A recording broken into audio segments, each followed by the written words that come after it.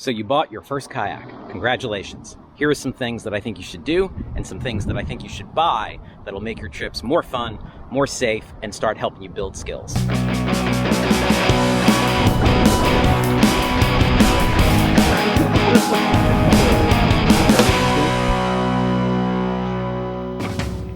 If you're new here, my name is Brett. I run the Adventure Otaku YouTube channel. I've been teaching kayaking along with other things for close to 20 years, which means I've been super lucky and have had amazing opportunities to paddle with amazing people in amazing places. So as I said, congratulations on your boat. If it's your first boat, chances are it's a recreational kayak, either a sit-in or a sit-on, from somewhere between 9 and 12 feet or so.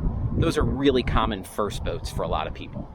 Here are some things that I think you should buy and some things that I think you should do to make your days on the water more fun, a little bit safer, and help you build skills. Don't worry, the list of things to buy is not that long. The first thing that I want you to do is reach out to the store that you bought your kayak from. See if they offer some form of kayak safety course or online kayak safety course, something like that. A lot of places offer free courses for people who've bought boats from them to get them set up and going in the right direction.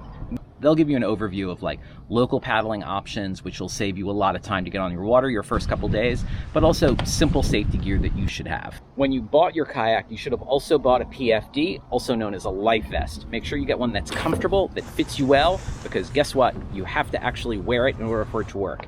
Yes, even on days like this when it's like 95 degrees out. Putting your PFD under bungees or sitting on it, which a lot of people do, is really bad for the material that makes up the flotation, so it's going to dramatically shorten the life. It also isn't going to keep you alive if you fall in the water and you're unconscious. So you need to wear it in order for it to work. Every PFD should have a lash tab like this one. It's not for your keys, it's for a whistle.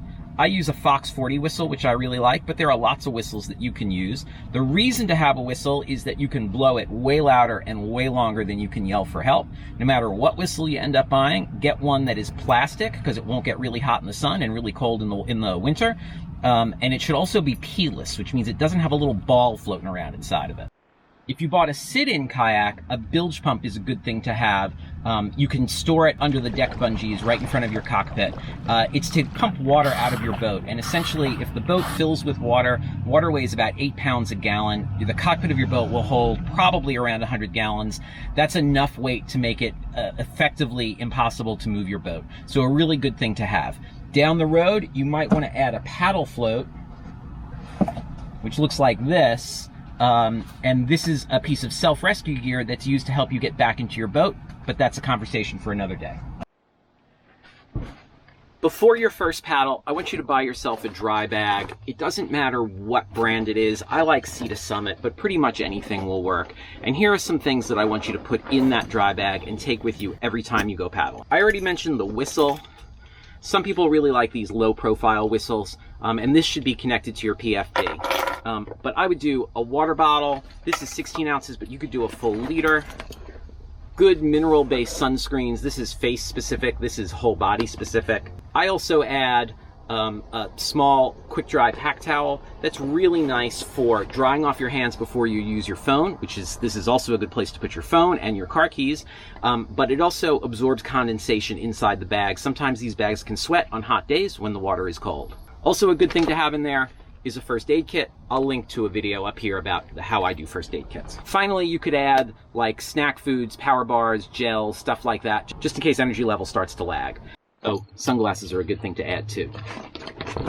Before you hit the water, I want you to do a weather check, and you can do that with a million different types of apps. But in general, what I'm looking for is wind and thunder and lightning. Yeah. Particularly in the summer, here where I'm located, I get thunder and lightning frequently in the afternoons. If it's really windy, make sure that you're comfortable with the conditions before you go. But make sure that you start your day paddling into the wind so that when you turn around and you're tired, the wind is pushing you back instead of having to fight your way back. If you hear thunder or see lightning, you need to get off the water for 30 minutes, and that 30-minute clock restarts every time you hear thunder or see lightning again. The best place to be is indoors, really, but if you can't manage that, in a forest with trees of a uniform height. I know that might sound crazy, but they keep changing the way that we protect ourselves from thunder and lightning, and that's the current way.